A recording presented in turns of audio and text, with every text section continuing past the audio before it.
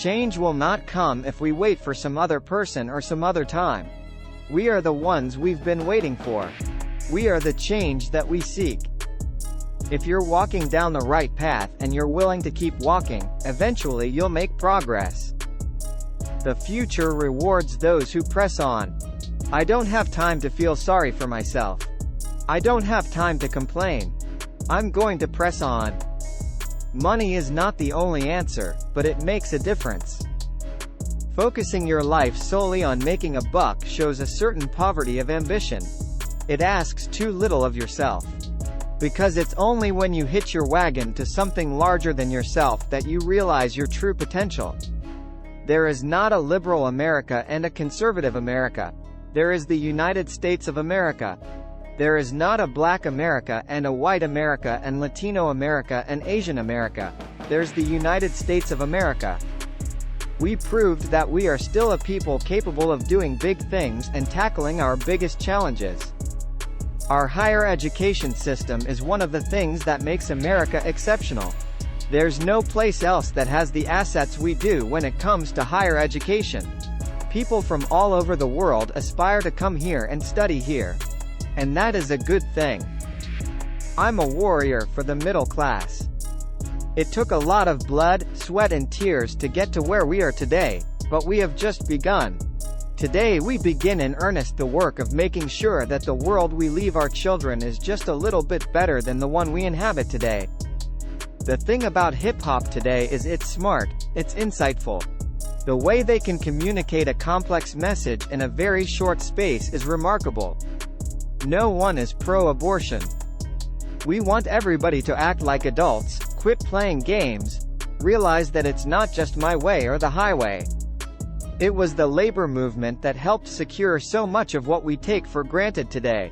The 40-hour work week, the minimum wage, family leave, health insurance, Social Security, Medicare, retirement plans. The cornerstones of the middle-class security all bear the union label.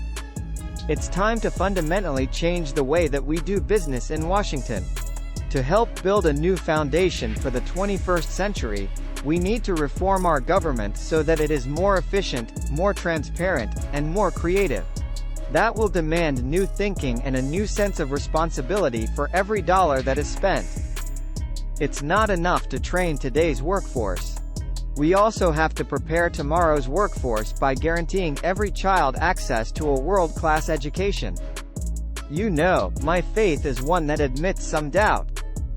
To avoid being mistaken for a sellout, I chose my friends carefully. The more politically active black students. The foreign students. The Chicanos. The Marxist professors and structural feminists and punk rock performance poets. Even when folks are hitting you over the head, you can't stop marching. Even when they're turning the hoses on you, you can't stop. In the end, that's what this election is about. Do we participate in a politics of cynicism or a politics of hope? The internet didn't get invented on its own. Government research created the internet so that all the companies could make money off the internet. The point is that when we succeed because of our individual initiative, but also because we do things together. I see Americans of every party, every background, every faith who believe that we are stronger together. Black, white, Latino, Asian, Native American, young, old, gay, straight, men, women, folks with disabilities, all pledging allegiance under the same proud flag to this big, bold country that we love. That's what I see. That's the America I know. My job is not to represent Washington to you, but to represent you to Washington. Take off your bedroom slippers. Put on your marching shoes, he said, his voice rising as applause and cheers mounted. Shake it off. Stop complaining. Stop grumbling. Stop crying. We are going to press on. We have work to do. What Washington needs is adult supervision. I've got 2 daughters. 9 years old and 6 years old. I am going to teach them first of all about values and morals. But if they make a mistake, I don't want them punished with a baby. What I'm asking for is hard. It's easier to be cynical, to accept that change isn't possible, and politics is hopeless, and to believe that our voices and actions don't matter. But if we give up now, then we forsake a better future. A good compromise, a good piece of legislation, is like a good sentence, or a good piece of music. Everybody can recognize it. They say, it works. It makes sense. We need to steer clear of this poverty of ambition, where people want to drive fancy cars and wear nice clothes and live in nice apartments but don't want to work hard to accomplish these things. Everyone should try to realize their full potential. I believe in American exceptionalism, just as I suspect that the Brits believe in British exceptionalism and the Greeks believe in Greek exceptionalism. Food stamp recipients didn't cause the financial crisis. Recklessness on Wall Street did. Why can't I just eat my waffle? My fellow Americans, we are and always will be a nation of immigrants. We were strangers once, too. Understand, our police officers put their lives on the line for us every single day. They've got a tough job to do to maintain public safety and hold accountable those who break the law. I believe marriage is between a man and a woman. I am not in favor of gay marriage. But when you start playing around with constitutions, just to prohibit somebody who cares about another person, it just seems to me that's not what America's about. Usually, our constitutions expand liberties. They don't contract them.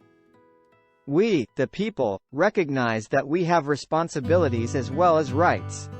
That our destinies are bound together.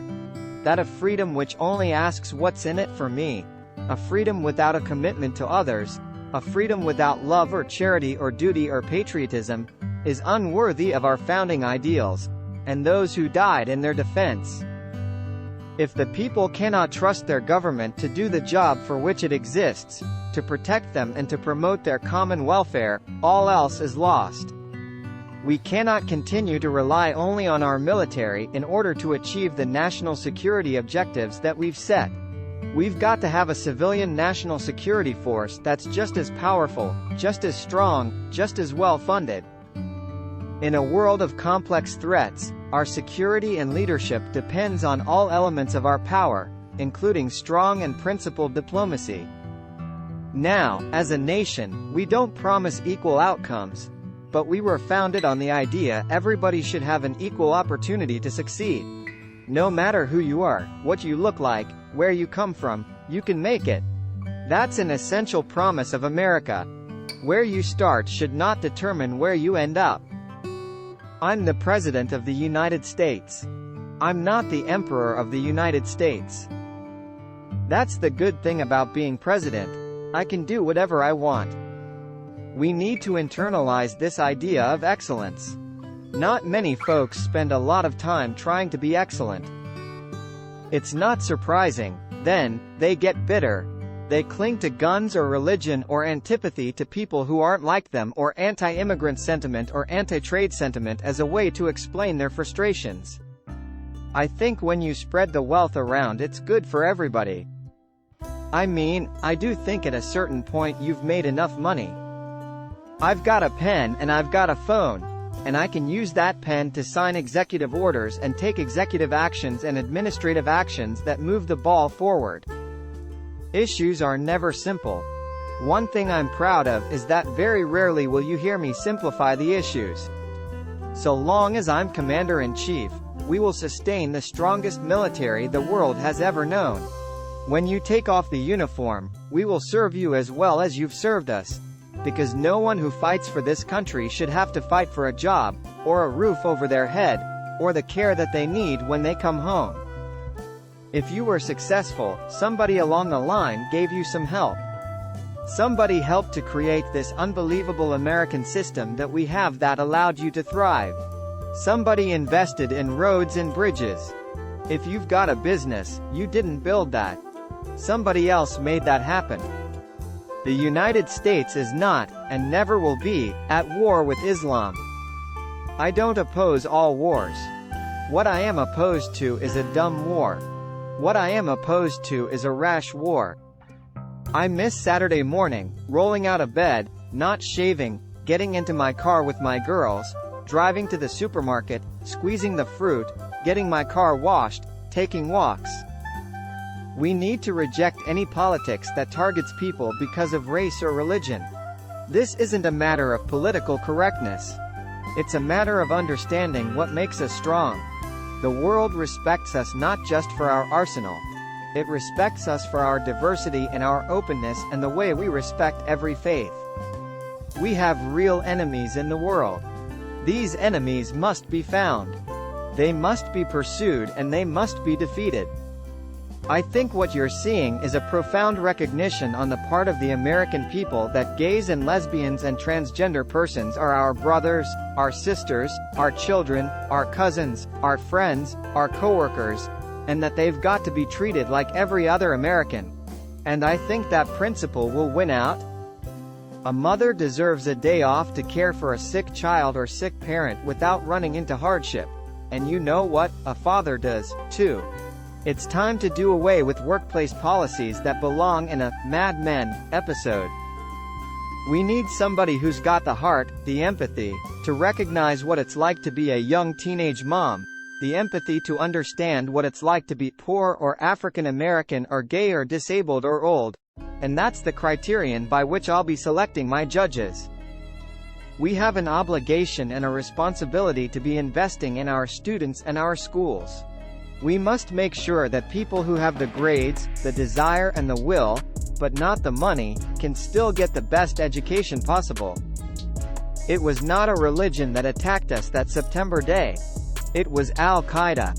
We will not sacrifice the liberties we cherish or hunker down behind walls of suspicion and mistrust.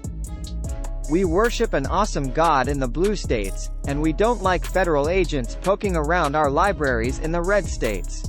We coach Little League in the blue states and have gay friends in the red states. No party has a monopoly on wisdom. No democracy works without compromise. But when Governor Romney and his allies in Congress tell us we can somehow lower our deficit by spending trillions more on new tax breaks for the wealthy, well, you do the math. I refuse to go along with that. And as long as I'm president, I never will. We didn't become the most prosperous country in the world just by rewarding greed and recklessness. We didn't come this far by letting the special interests run wild. We didn't do it just by gambling and chasing paper profits on Wall Street. We built this country by making things, by producing goods we could sell. Tonight, we gather to affirm the greatness of our nation, not because of the height of our skyscrapers, or the power of our military, or the size of our economy. Our pride is based on a very simple premise, summed up in a declaration made over 200 years ago. A lot has happened over the years.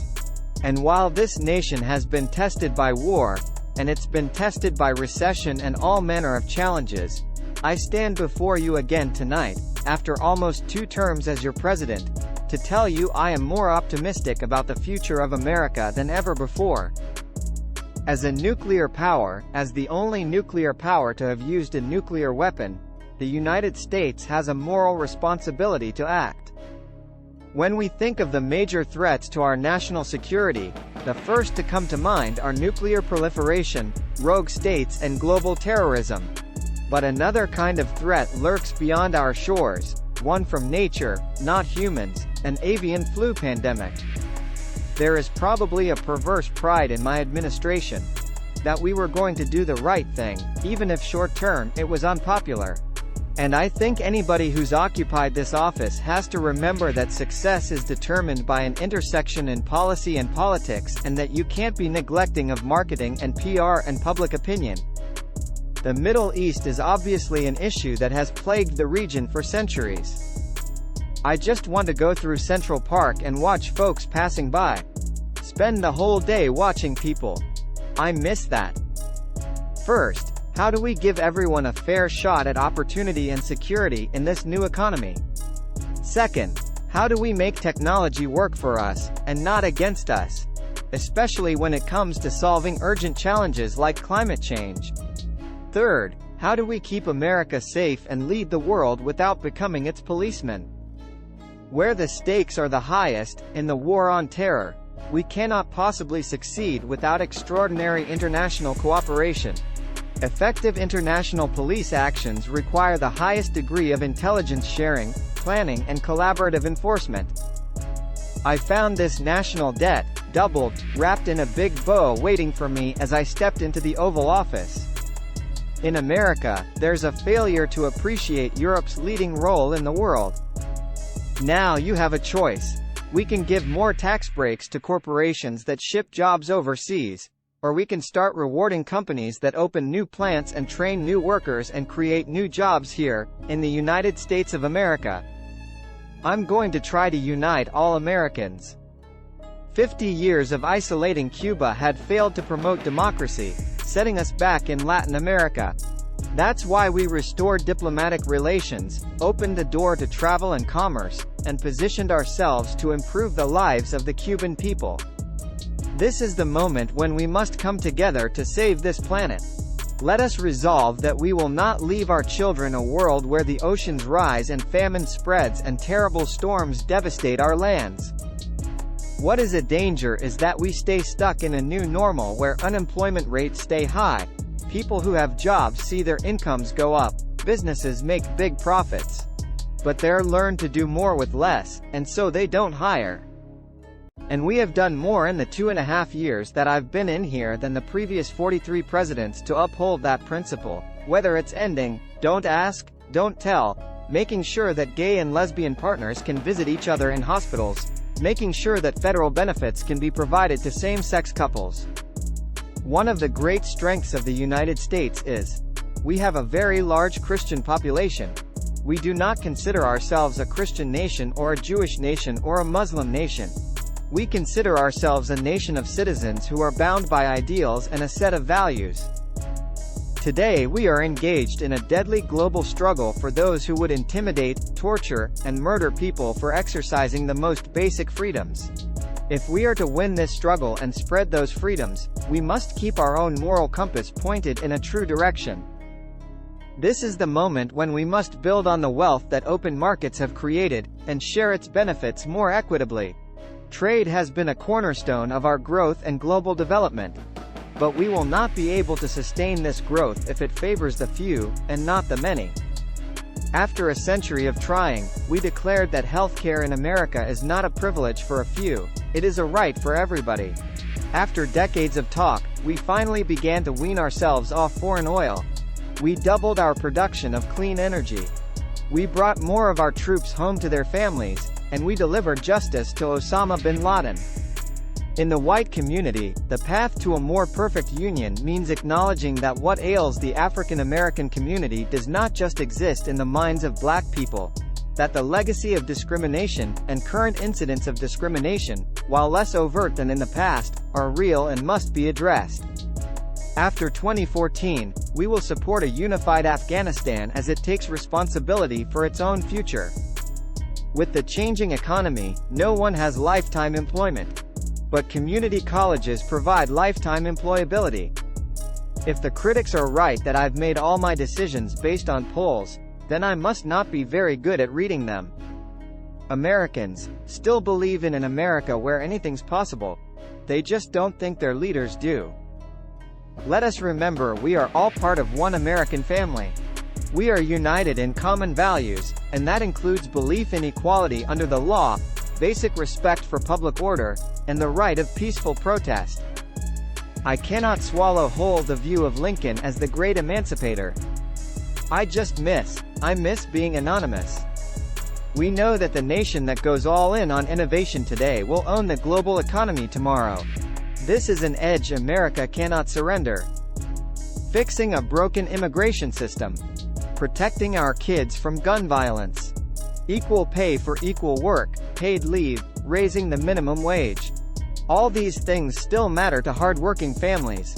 They are still the right thing to do, and I will not let up until they get done.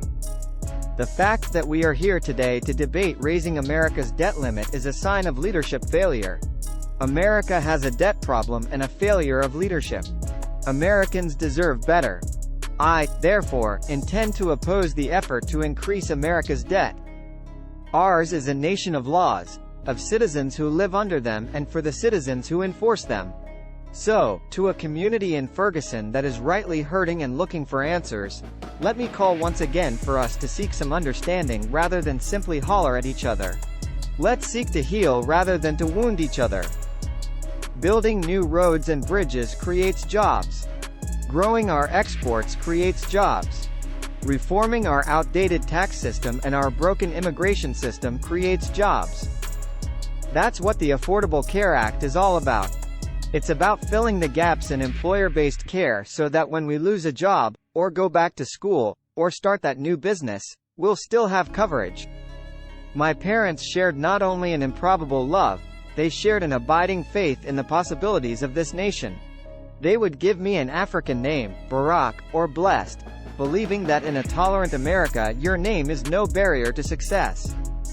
Our friends at the Republican convention were more than happy to talk about everything they think is wrong with America, but they didn't have much to say about how they'd make it right.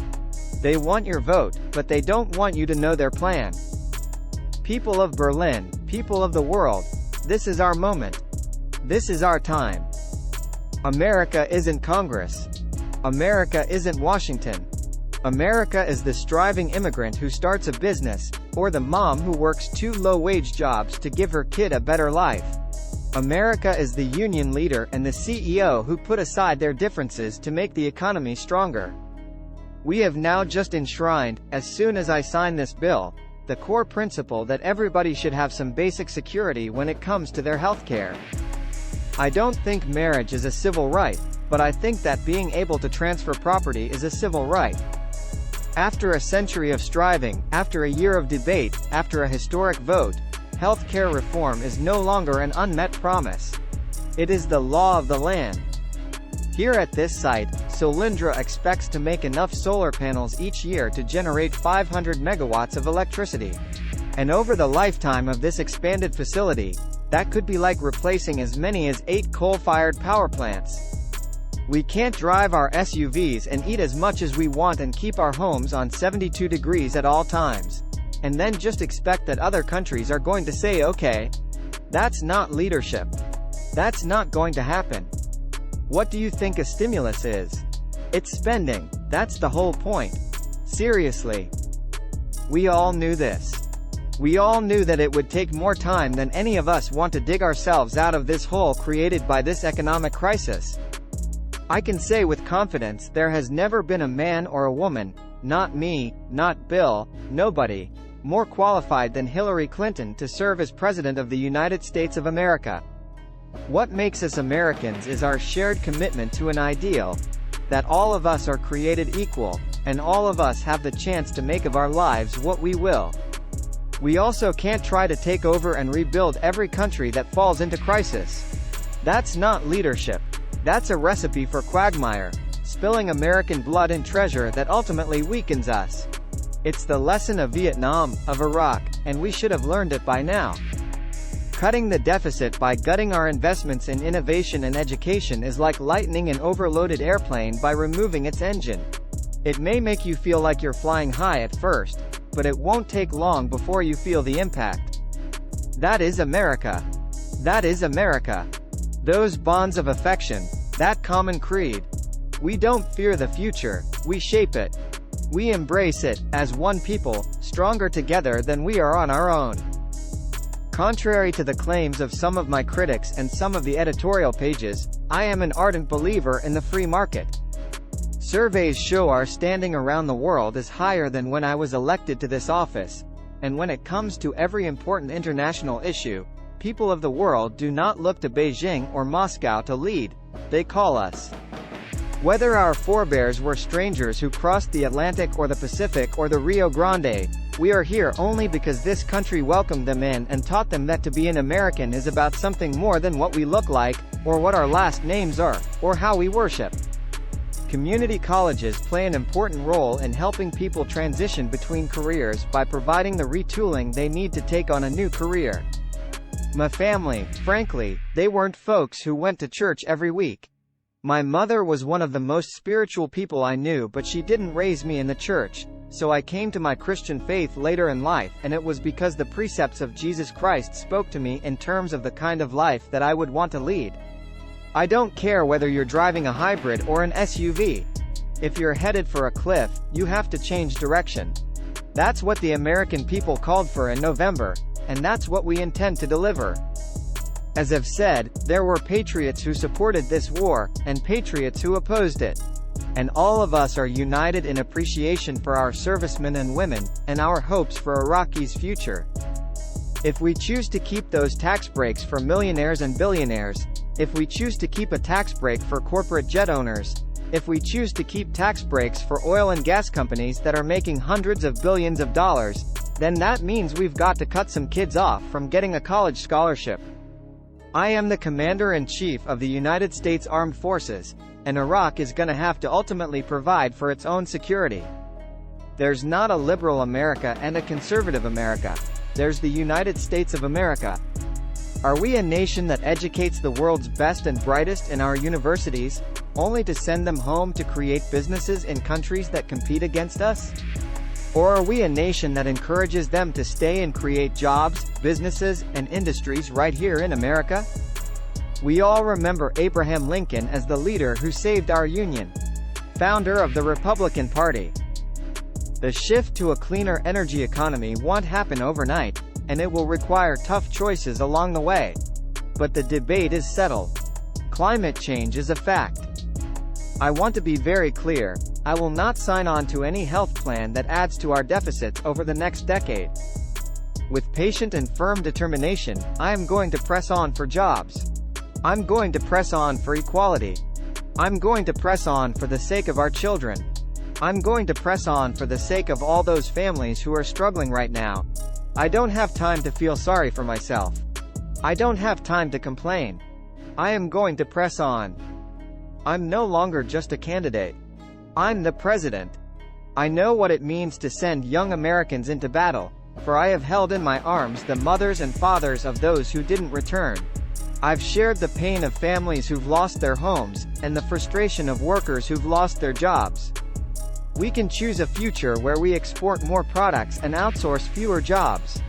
After a decade that was defined by what we bought and borrowed, we're getting back to basics, and doing what America has always done best. We're making things again. What I believe unites the people of this nation, regardless of race or region or party, young or old, rich or poor, is the simple, profound belief in opportunity for all. The notion that if you work hard and take responsibility, you can get ahead. I'm a Christian by choice. The immigration issue is, I recognize, one that generates a lot of passion, but it does not make sense for us to want to push talent out.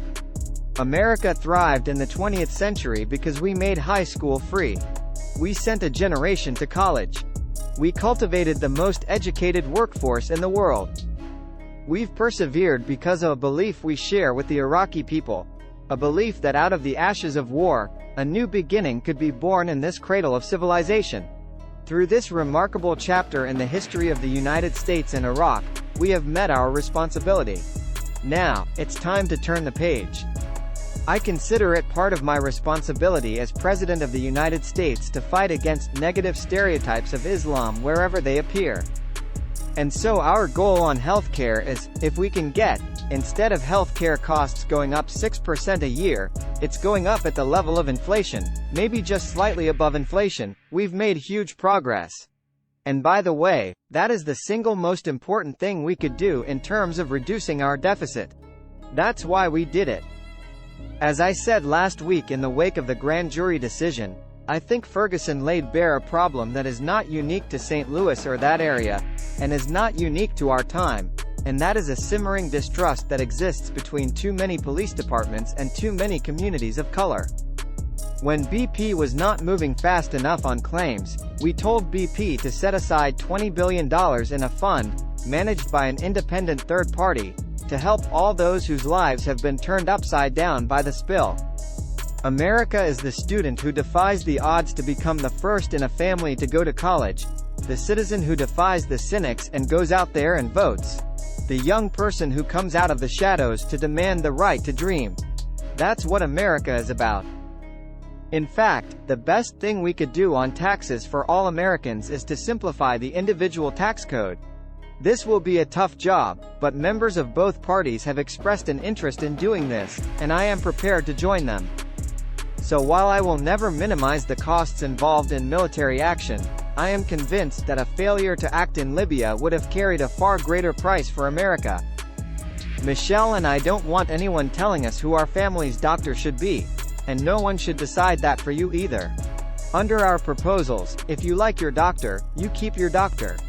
If you like your current insurance, you keep that insurance. Period. End of story. And that means that no matter how we reform healthcare, we will keep this promise to the American people. If you like your doctor, you will be able to keep your doctor, period. If you like your healthcare plan, you'll be able to keep your healthcare plan, period. No one will take it away, no matter what.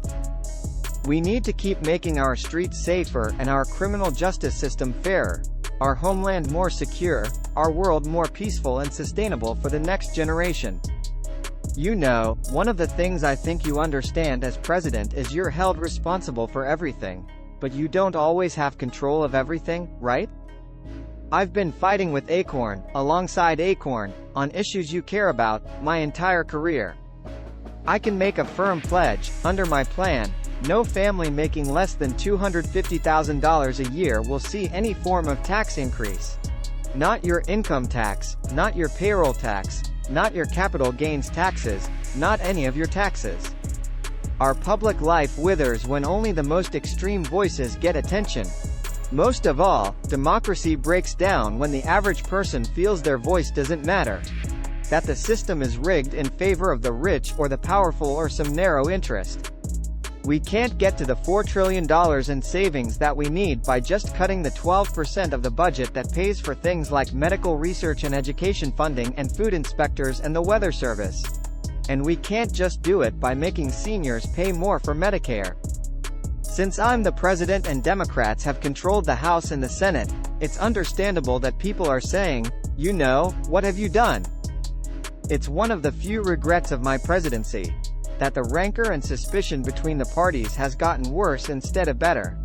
There's no doubt a president with the gifts of Lincoln or Roosevelt might have better bridged the divide, and I guarantee I'll keep trying to be better so long as I hold this office. We are not at war against Islam. The fact that my 15 minutes of fame has extended a little longer than 15 minutes is somewhat surprising to me and completely baffling to my wife. Yes, we've still got more work to do. More work to do for every American still in need of a good job or a raise, paid leave or a decent retirement. For every child who needs a sturdier ladder out of poverty or a world-class education. For everyone who has not yet felt the progress of these past 7.5 years. Our brand of democracy is hard. But I can promise that a year from now, when I no longer hold this office, I'll be right there with you as a citizen. Inspired by those voices of fairness and vision, of grit and good humor and kindness that have helped America travel so far. You can choose a future where more Americans have the chance to gain the skills they need to compete, no matter how old they are or how much money they have. Education was the gateway to opportunity for me. It was the gateway for Michelle. And now more than ever, it is the gateway to a middle-class life. America and Islam are not exclusive and need not be in competition. Instead, they overlap, and share common principles of justice and progress, tolerance and the dignity of all human beings. I think same-sex couples should be able to get married. As president, I'm committed to making Washington work better and rebuilding the trust of the people who sent us here. In too many communities, too many young men of color are left behind and seen only as objects of fear. Through initiatives like My Brother's Keeper, I'm personally committed to changing both perception and reality.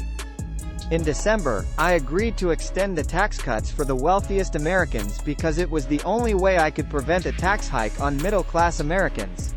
But we cannot afford $1 trillion worth of tax cuts for every millionaire and billionaire in our society. We can't afford it. And I refuse to renew them again.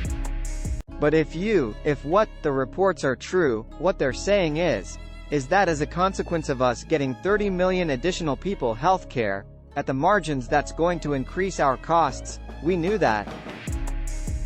We welcome the scrutiny of the world, because what you see in America is a country that has steadily worked to address our problems and make our union more perfect. There are millions of Americans outside Washington who are tired of stale political arguments and are moving this country forward.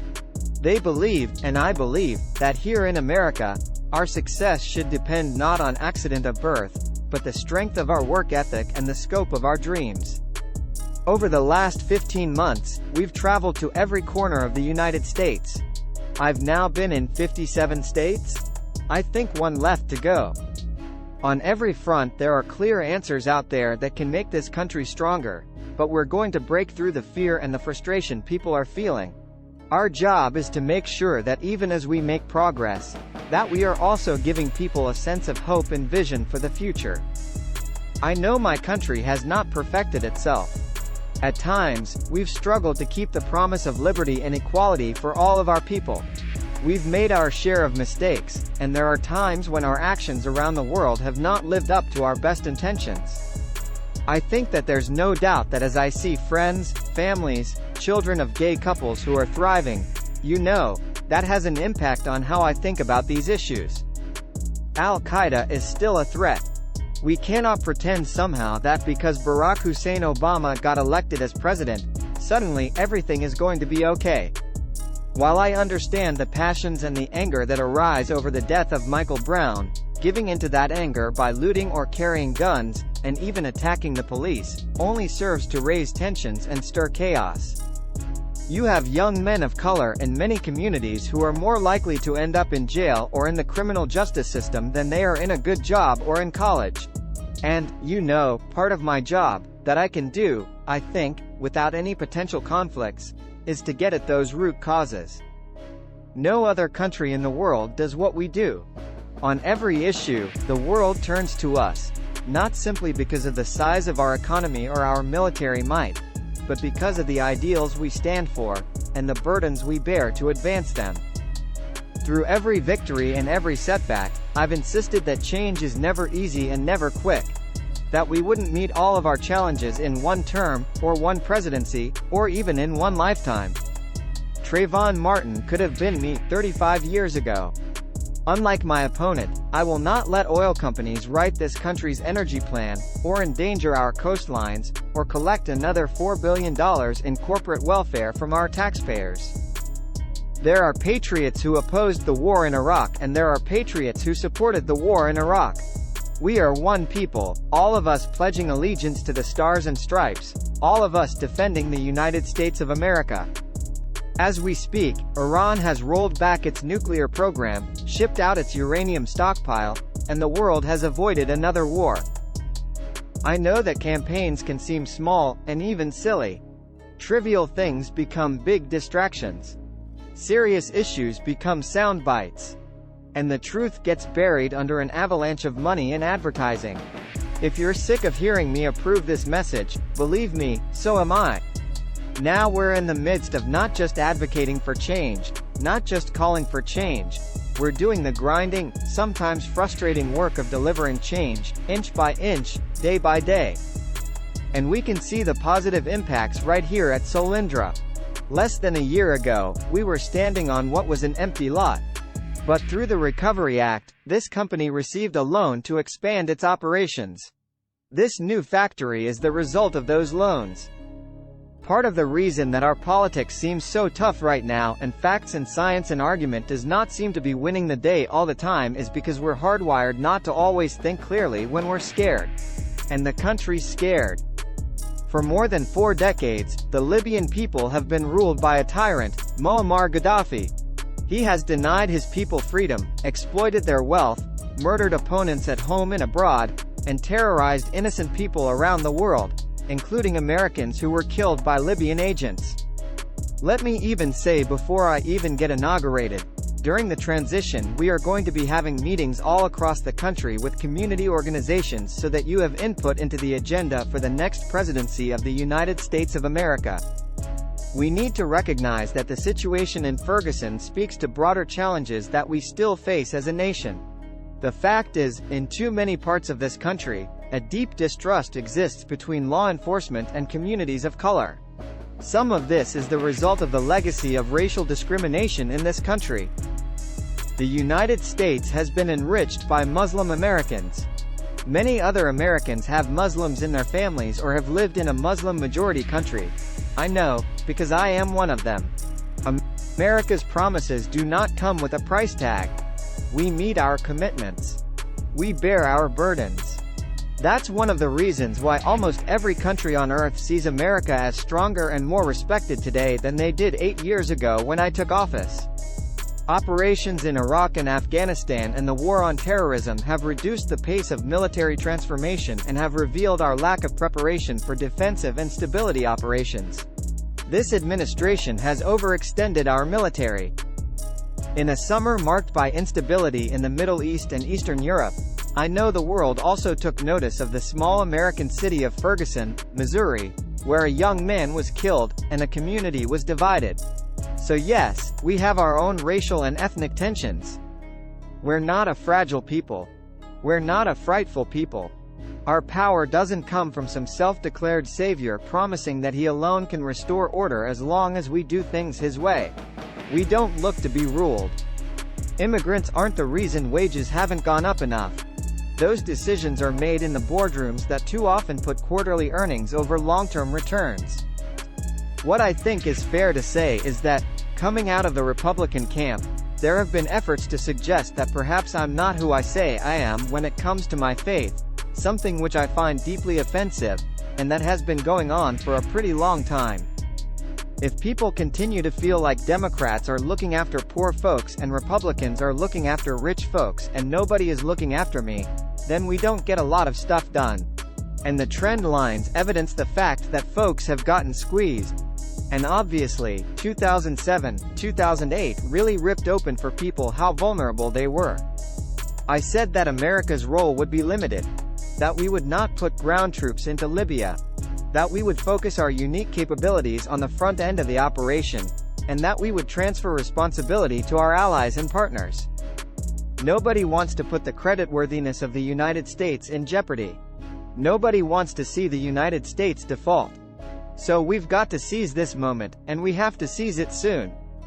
I think there are a whole host of things that are civil rights, and then there are other things, such as traditional marriage, that, I think, express a community's concern and regard for a particular institution. I opposed the Defense of Marriage Act in 1996. It should be repealed and I will vote for its repeal on the Senate floor. I will also oppose any proposal to amend the U.S. Constitution to ban gays and lesbians from marrying. I will cut taxes, for 95% of all working families, because, in an economy like this, the last thing we should do is raise taxes on the middle class. The last thing you want to do is raise taxes in the middle of the recession because that would just suck up and take more demand out of the economy and put businesses in a further hole. All of us take offense to anyone who reaps the rewards of living in America without taking on the responsibilities of living in America. And undocumented immigrants who desperately want to embrace those responsibilities see little option but to remain in the shadows, or risk their families being torn apart. Of course, there is no question that Libya, and the world, will be better off with Gaddafi out of power. I, along with many other world leaders, have embraced that goal, and will actively pursue it through non-military means. But broadening our military mission to include regime change would be a mistake. But what we can do, as flawed as we are, is still see God in other people, and do our best to help them find their own grace. That's what I strive to do, that's what I pray to do every day.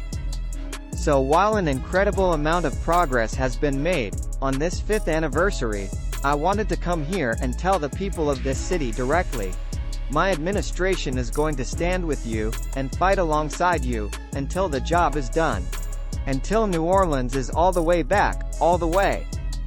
Those who oppose reform will also tell you that under our plan, you won't get to choose your doctor. That some bureaucrat will choose for you. That's also not true. Let's be honest. Tracking down, rounding up, and deporting millions of people isn't realistic. Anyone who suggests otherwise isn't being straight with you. It's also not who we are as Americans. I have Muslim members of my family. I have lived in Muslim countries. If everybody that voted in 2008 shows up in 2010, we will win this election. We will win this election. And I will do everything that I can as long as I am President of the United States to remind the American people that we are one nation under God, and we may call that God different names, but we remain one nation.